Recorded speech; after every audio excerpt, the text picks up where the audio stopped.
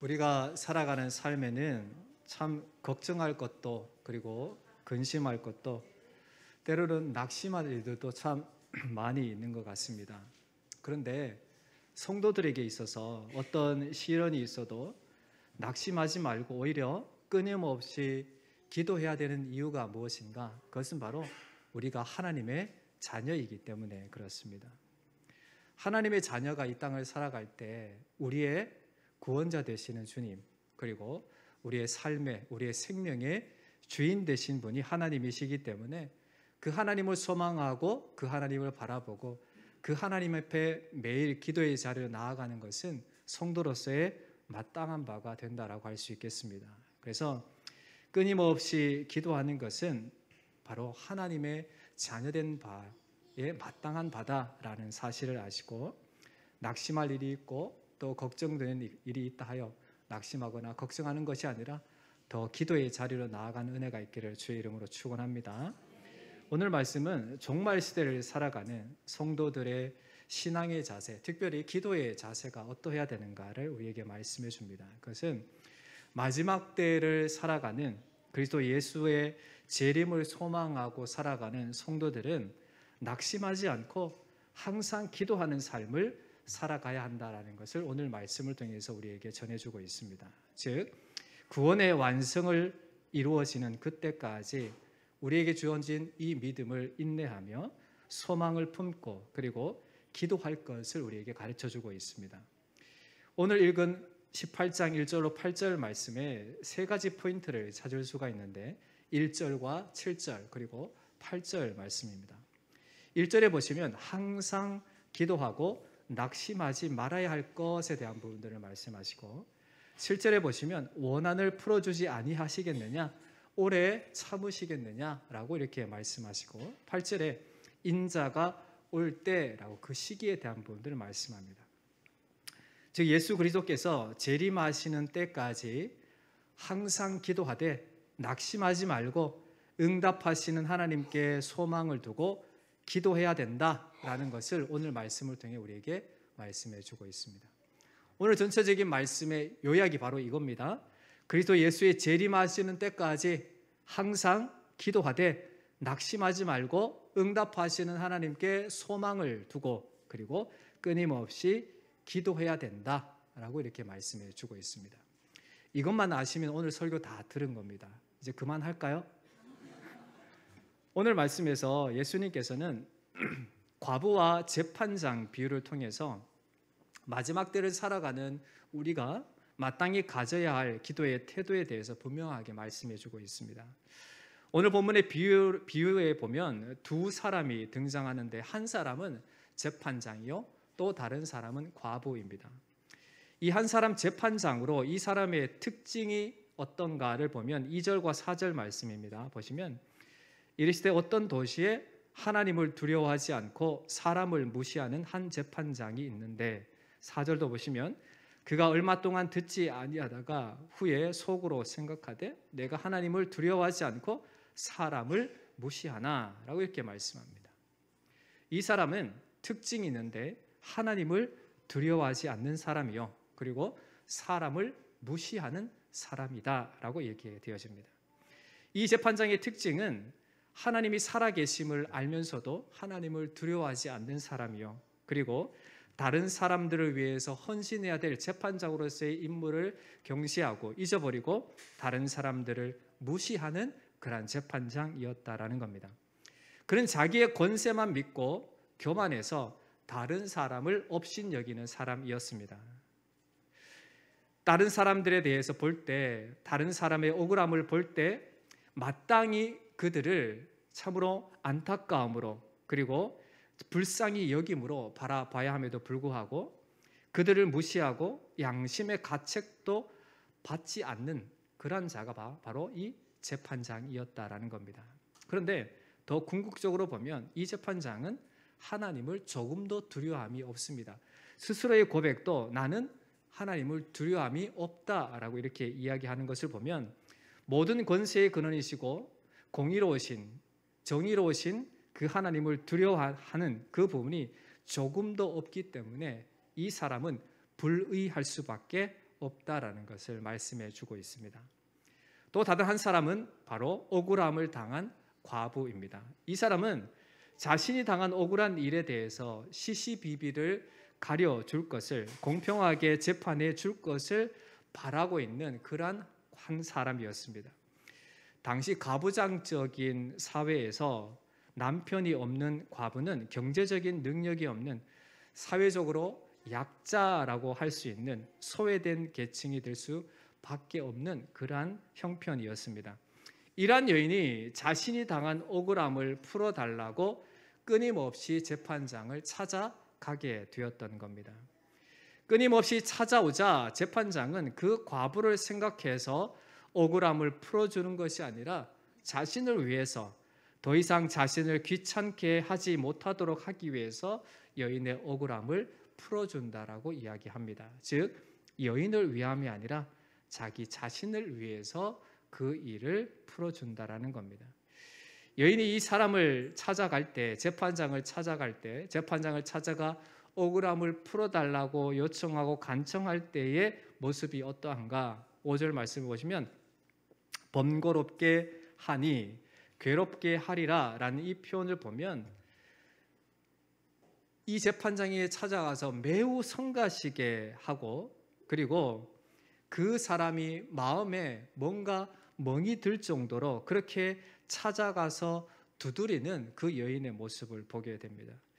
이처럼 여인이 재판장을 찾아가 호소하는 모습을 생각해 보면 참으로 성가시게 하는 모습, 끊임없이 간구하는 그녀의 모습을 상상해 볼 수 있겠습니다.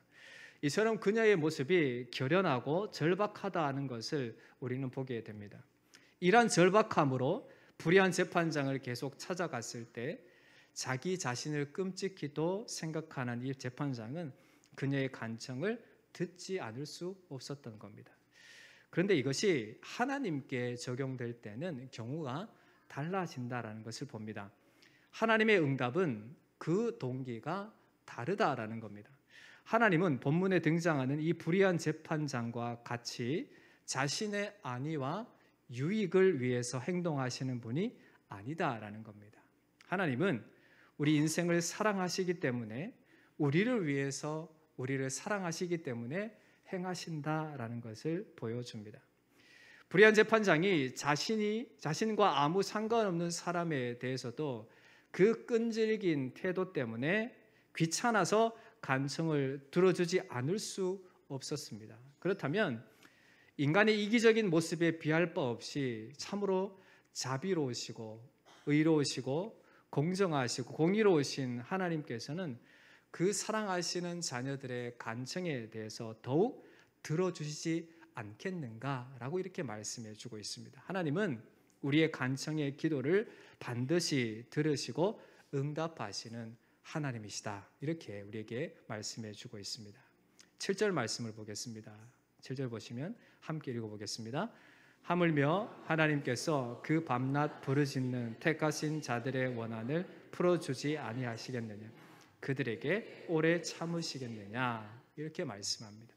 하나님은 그의 자녀된 자들의 간청을 들으시고 그리고 응답하시는 하나님이시기에 항상 기도하되 낙심하지 말고 소망을 품고 계속 믿음의 간구를 드려야 된다라는 것을 우리에게 말씀해 주고 있습니다.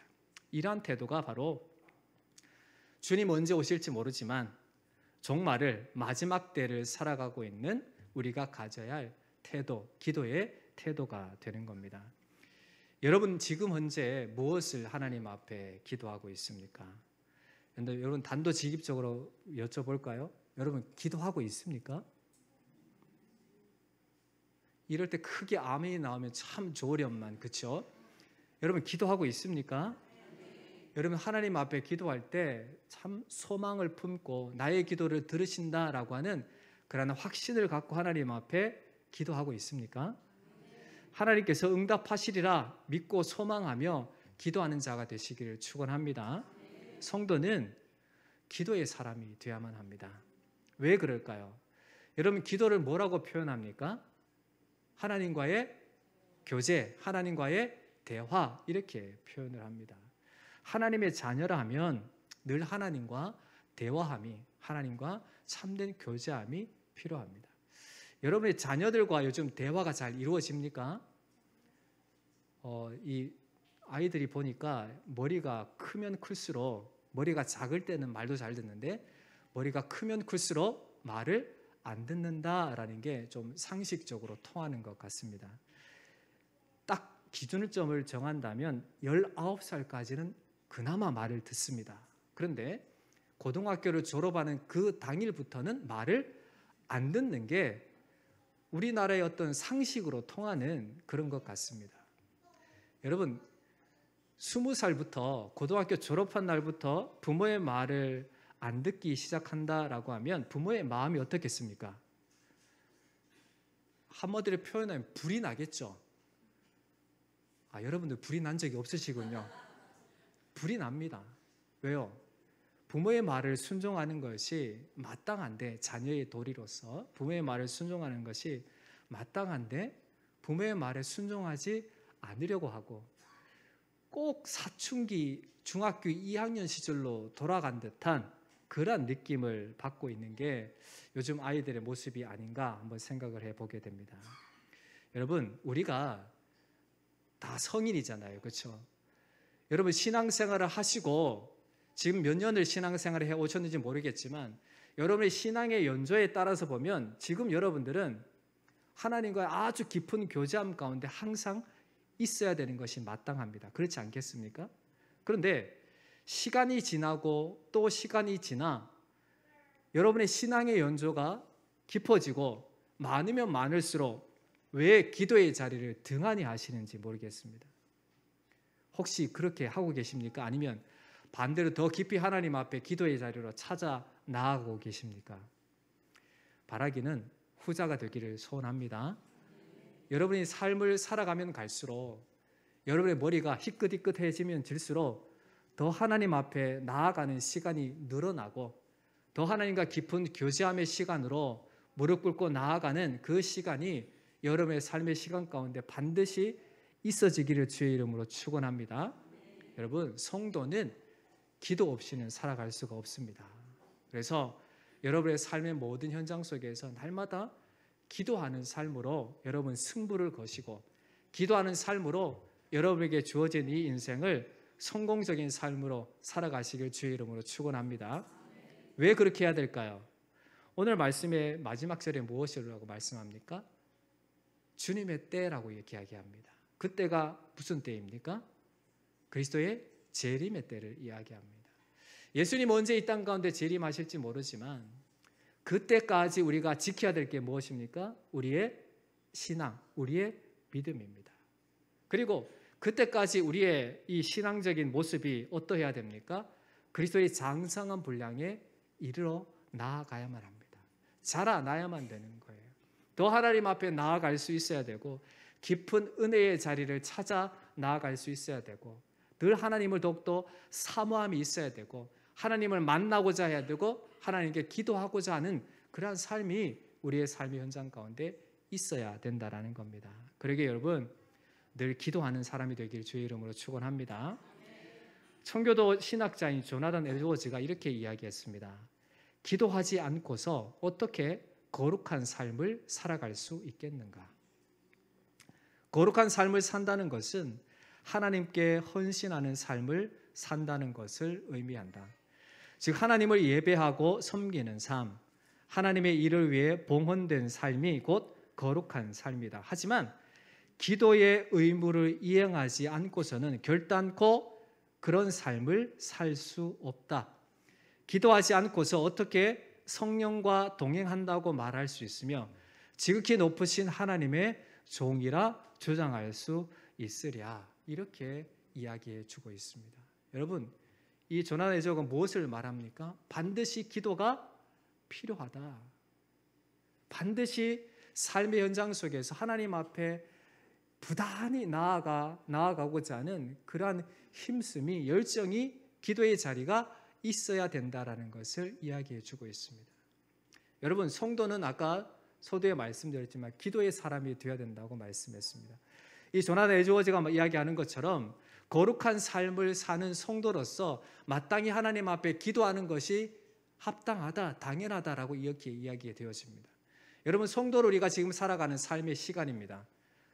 여러분, 얼마 동안에 사실지 모르지만 우리가 살아야 할 그 시간은 성도로서 살아가는 시간입니다. 그렇다면 그 성도로서의 살아가는 시간 중에 하나님 앞에 더 열정적으로 나아가고자 하는 그 기도의 삶은 당연히 있어야 되고, 그리고 하나님의 사람 성도로서 거룩한 삶을 영위해야만 한다는 그 사실들을 우리에게 잘 묘사해주고 설명해주고 있다는 겁니다.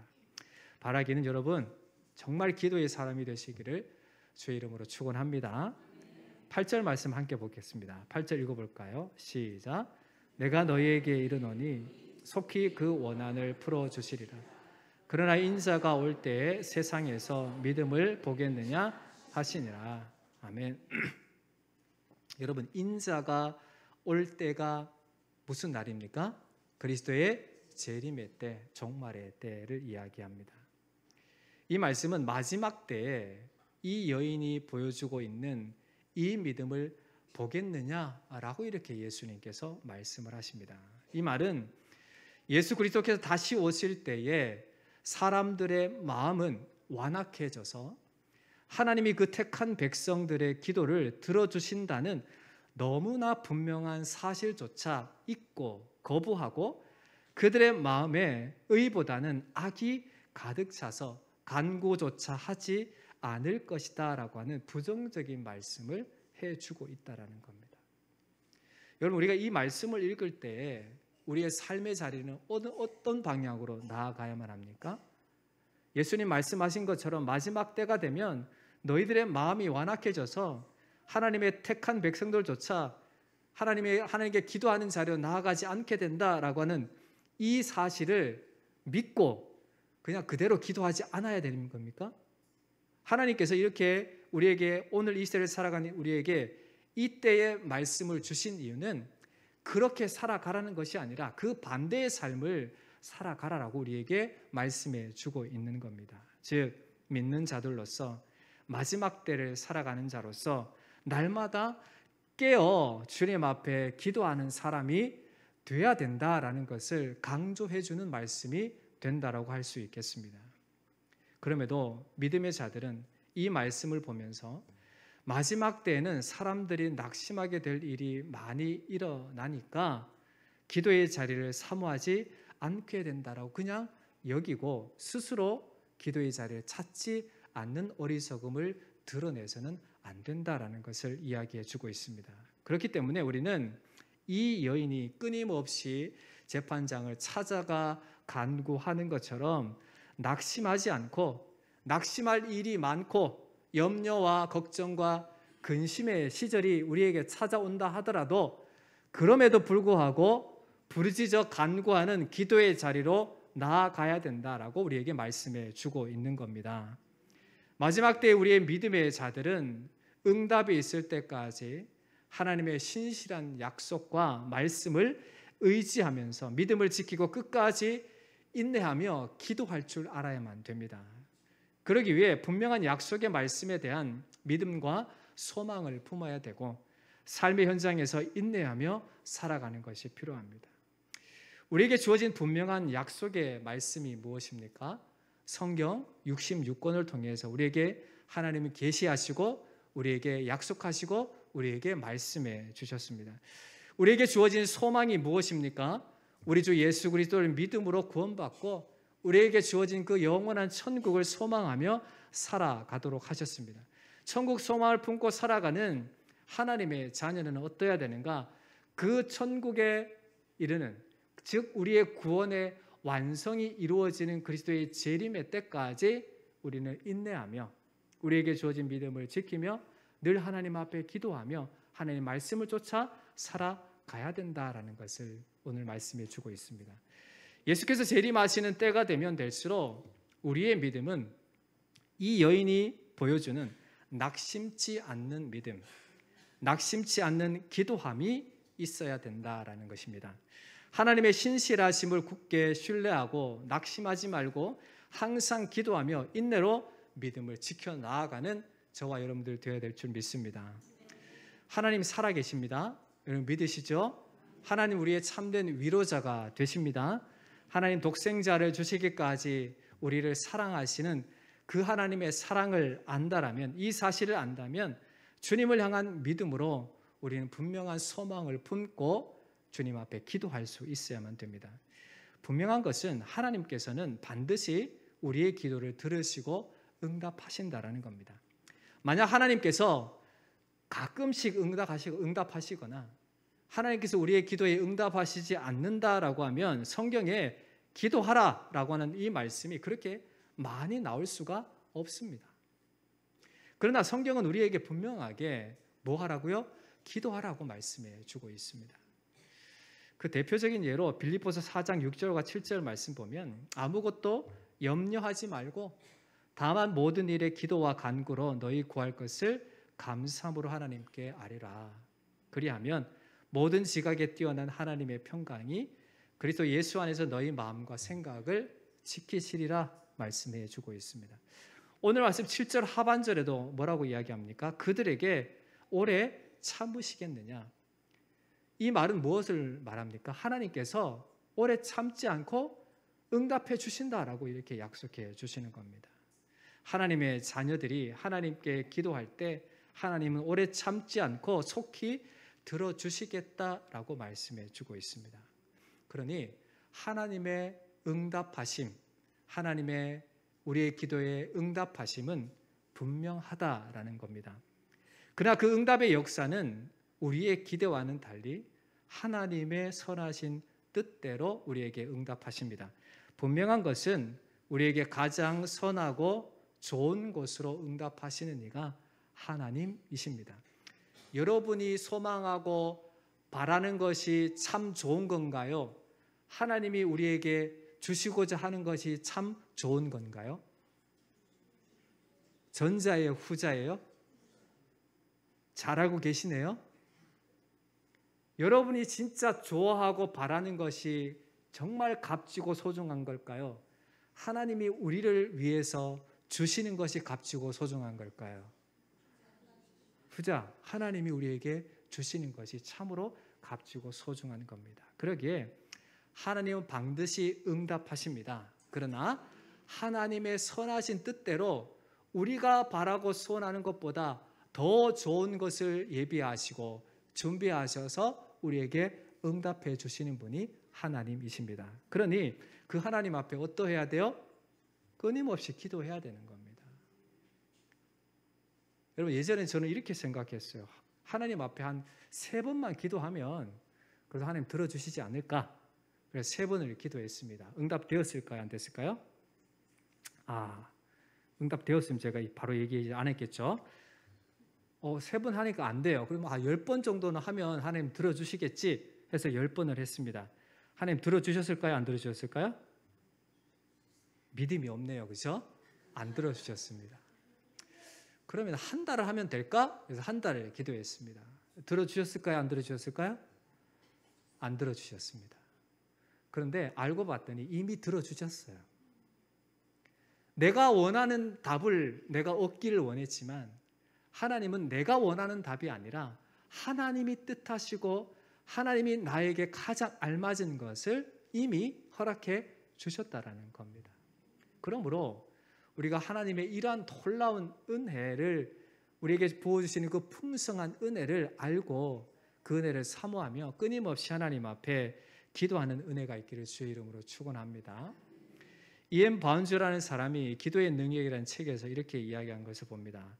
하나님께 드리는 기도는 인간의 가장 고상한 행위요, 가장 숭고한 노력이요, 가장 진실한 것이다. 이렇게 기도에 대해서 표현하는 것을 봅니다. 기도는 거룩하신 하나님께 드릴 수 있는 우리 인생에 있어서 가장 고상한 그러한 행동이 됩니다. 그리고 우리 인간에 있어서 가장 숭고한 노력이 될 것이고 우리의 진실함이 묻어나는 그러한 표현이 된다라는 겁니다. 여러분, 하나님에 대한 간절함이 있으십니까? 네, 그렇다면 이러한 하나님이신 줄 알고 믿음으로 끝까지 소망하며 인내하며 기도하는 사람이 되시길 주의 이름으로 축원합니다. 세상의 삶은 낙심될 일이 많지만 기도는 결코 우리를 실망시키지 않으십니다. 내가 싸우면 힘들죠. 그러나 하나님께 맡기고 하나님을 의지하는 자는 하나님께서 대신 싸워주신다라는 것을 알아야만 됩니다. 우리 지난 시간에 골리앗과 다윗에 대한 이야기를 했습니다. 골리앗은 무엇을 믿고 전장에 나갔습니까?